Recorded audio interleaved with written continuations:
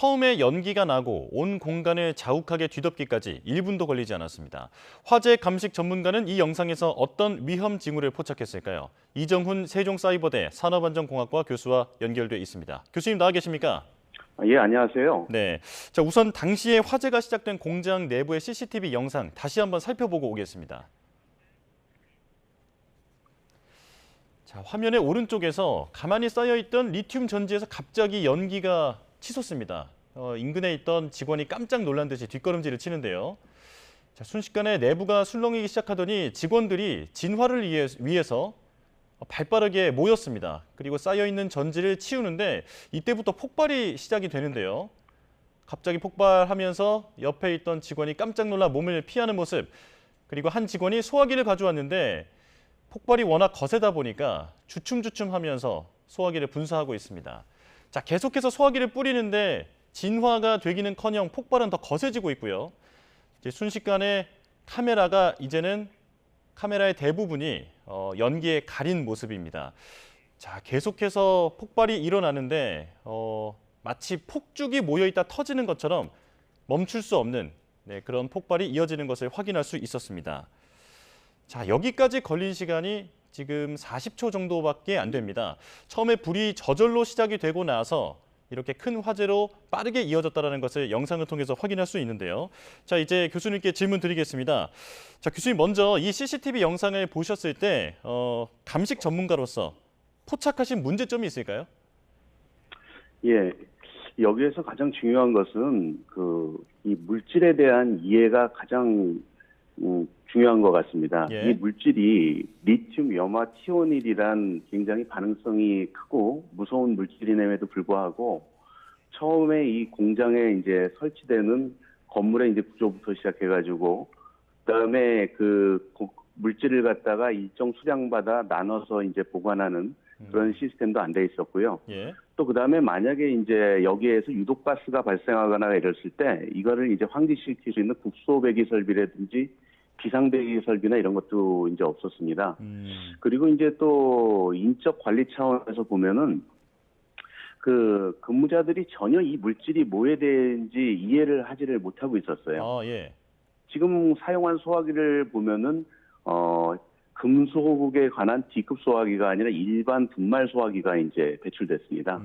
만약에 이 물질을 MSDS라는 것을 통해서 이해를 하고 있었다면은 일반 소화기를 배치하지도 않았을 거고 그게 소용이 없었다는 것을 이제 인지를 하고 있어야 되는데 그런 거가 이제 전혀 되지 못했고요.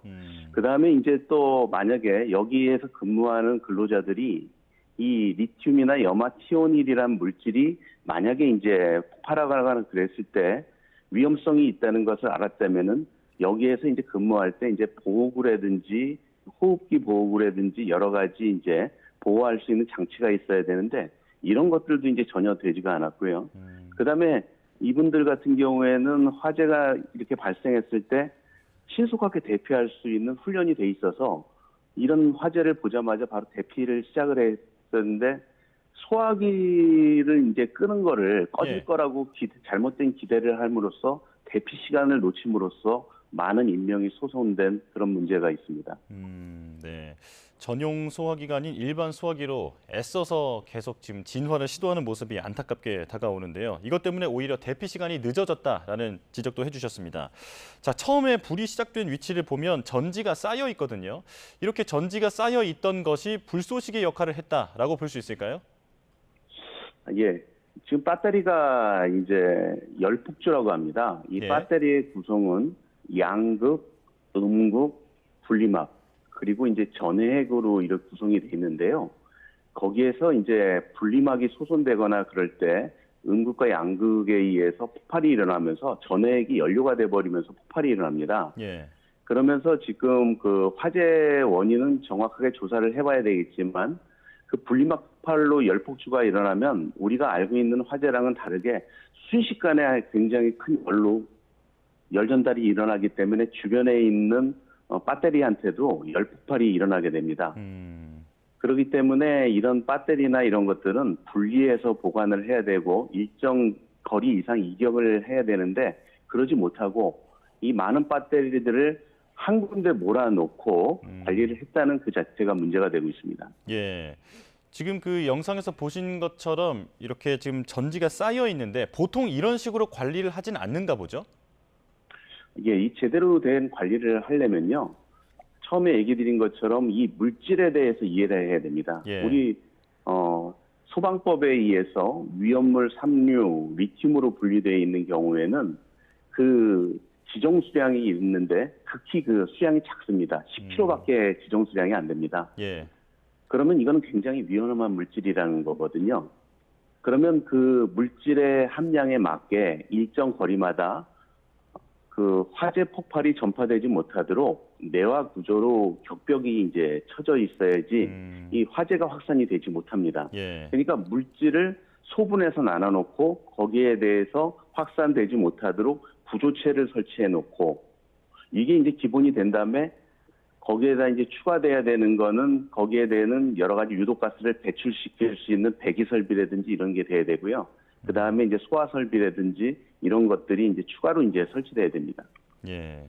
그러니까 종합하자면 물질에 대한 이해가 없었기 때문에 지금 안전 대비도 제대로 이루어지지 않았다라고 정리를 할 수 있겠습니다. 자, 그렇다면 이제 불이 시작된 그 원인으로 한번 돌아가 보겠습니다. 영상을 보면 초반에 누가 불을 붙인 것도 아닌데 갑자기 약간 펑 하는 느낌과 함께 연기가 치솟거든요. 자, 왜 불이 붙었을까요? 불이 아까 얘기 드렸는데요. 그 열폭주에 의해서 지금 그 폭발은 일어났지만 예. 그 원인은 여러 가지가 될 수가 있습니다. 네. 첫째 이제 그 내부에서 화학적 작용에 의해 가지고 뭐 분리방이 손상되든지 이랬을 수도 있고요. 또 기계적 충격에 의해서 뭐 밖에서 충격이나 이런 게 배터리에 전해짐으로써 문제가 발생했을 수도 있고요. 또 뭐 잘은 모르겠습니다만 뭐 전기에 의해서도 충격이 가해졌을 수도 있고 또 아니면 이걸 보관 상태에서 잘못해서 온도 차에 의한 결로에 의한 그 문제가 될 수도 있습니다. 그러나 중요한 것은 화재 조사가 완료돼야지 그 내용을 정확히 알 수 있을 것 같습니다. 예, 원인에 대한 조사는 조금 더 이뤄져야 하겠지만 지금 그래도 이제 대표적으로 제기되고 있는 어떤 가능성이 결로 아니겠습니까? 리튬이 물에 취약하다고 알려져 있는데 최근에 날씨 때문에 안에서 그 이슬이 맺혀서 이게 이 리튬 배터리에 떨어지면서 불이 붙었을 가능성, 이건 어떻게 보십니까? 예, 제가 맨 처음에 말씀드린 것처럼 그 MSDS 이 물질에 대해서 이해가 중요하다고 말씀드렸는데요. 만약에 이제 물질에 대한 이해가 있어서 이게 물에 취약한 걸 알았으면은 여기에 대해서 온도를 관리하는 냉온방 장치부터 바꿔줬겠죠. 그리고 그 냉온방 장치에 의해서 이런 거에 결로가 생기지 않도록 보관을 했어야 되는데 이 물질에 대해서 이해도 부족했고 그거에 따라서 이제 관리도 제대로 안 되고 세이프티 시스템도 제대로 작동하지 않고 뭐 이런 게 총체적으로 이제 이어졌습니다. 네. 자, 교수님께서는 과거에 이런 그 화재 감식 경험이 많으신데요. 이번에 화재 현장에 감식반으로 만약 들어가신다면 가장 먼저 어떤 점을 살피시겠습니까? 먼저 이제 그 모든 위험물이나 이 화학물질을 이제 그 관리하거나 그럴 때 가장 중요한 게 그 패시브적 그 관점입니다. 건축적 관점. 그 다음에 이제 우리가 이거를 대응하는 그 여러 가지 이제 소방 설비나 세이프티 시스템을 액티브 시스템 관점으로 그러는데 건축적인 측면부터 접근을 하겠습니다. 가장 기본적인 것이 이 구조가 과연 이 화재에 그 버틸 수 있는 정확한 그런 구조로 설계가 됐었는지, 그 다음에 화재 확산을 막을 수 있는 그런 구조였는지 보는 게 제일 중요하고요. 예. 그 다음에 나머지 이제 세이프티 시스템이라든지 이런 것들은 이제 2차적으로 이제 봐야 되는 부분입니다. 물론 가장 중요한 거는 그 화재의 화점이 되는 그 화재 원인, 화재 발화점을 이제 찾는 것이 이제 가장 중요하고요. 예. 그 다음에 이제 그거로부터 이제 확산되는 전체적인 화재 전파 상황에 따라서 문제가 된 내용을 이제 확인하는 단계가 이제 이루어져야 됩니다. 건물 구조에 대해서 조금 전부터 계속 강조를 하고 계신데 어떤 식으로 구조가 설계가 되어 있었어야 이런 화재를 막을 수 있습니까? 최근에는 좀 잦아지고 있지만 한 2, 3년 전만 해도 그 ESS 배터리 그 에너지 저장 장치에 대해서 화제가 굉장히 많았었습니다. 예. 근데 저도 그 현장에 출동해서 보면은 우리가 내화 구조라고 그러는 구조는 뭐냐면 우리 건축물에 철근이랑 콘크리트를 이용해 가지고 이제 만든 구조물을 얘기를 합니다. 근데 철근 콘크리트로 만들어진 내화 구조물 같은 경우에는 화재 폭발 사고가 있어도 전혀 이제 건축물은 손상이 되지 않습니다. 일부 거기에 있는 그 문이라든지 창문은 손상은 있을 뿐 건축 구조는 손상이 되지 않습니다. 예. 그런데 지금 그 화재를 보면은 요번 화재 같은 경우에도 그 건축 구조나 이런 부분에서 만약에 처음에 터질 때 그 배터리 화재를 갖다 막아줄 수 있는 격벽이라든지 이게 소분화돼 있으면 화재가 확산되는 걸 막을 수가 있었는데 그러지 않고 전체 그 뚫린 공간에다 이걸 놨기 때문에 순식간적으로 전파됐습니다. 그런데 예.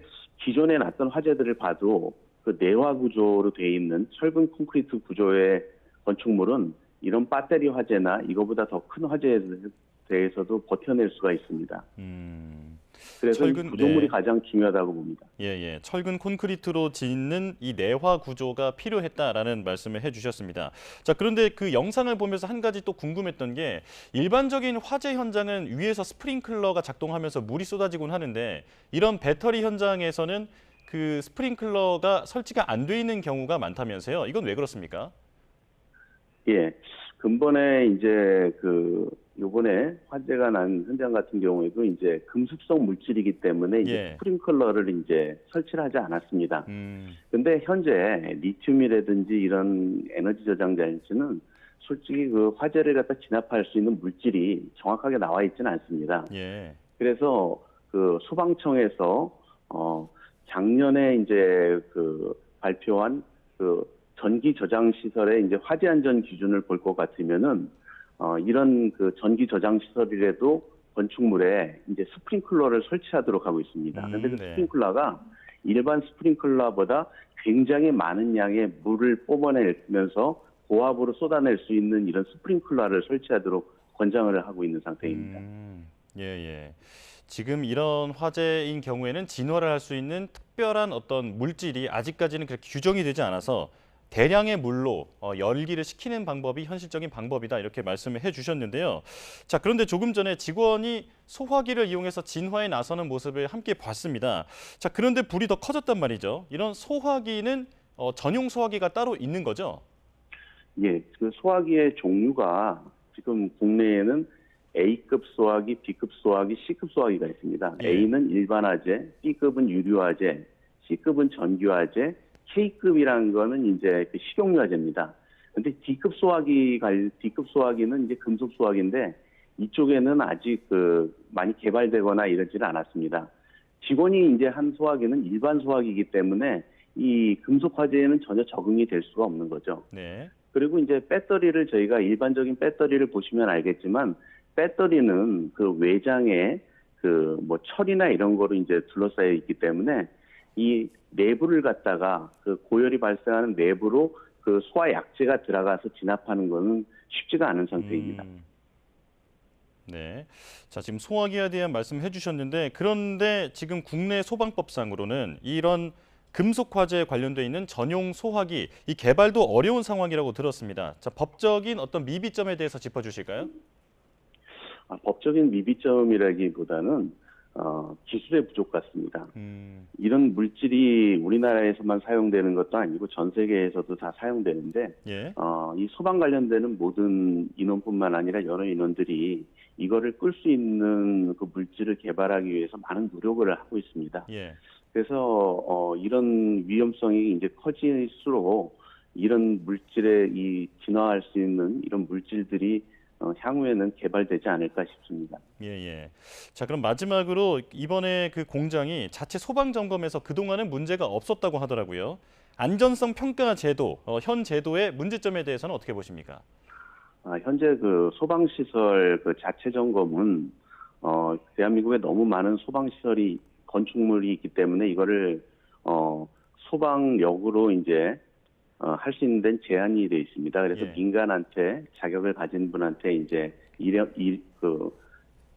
그거를 갖다 이제 할 수 있던 권한을 주고 진행이 되는데요.